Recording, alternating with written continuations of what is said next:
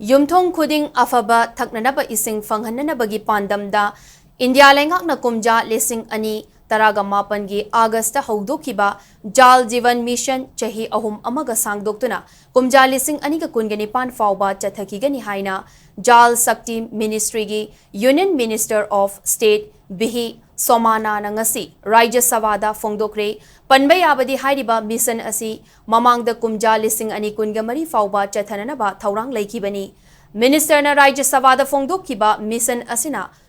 Haugalakpada Supnagi Kungangi Yumthong Crore Ahum Dasmit Kunga Humdoida Yohanduna Chada Tarataruk Dasmit Taret Oiki Adumoinamak Chahi Asigi Chatlibathagi Tang Kunga Humdoi Phaobada State Amadi Union Territory Degi Pirakpa Report Ki Matung Ina Jal Jeevan Mission Gi Makhada Chaurakna Ahenba Yumthong Crore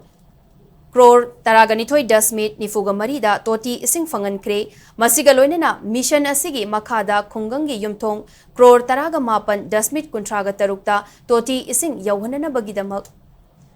Yohan Gadabagi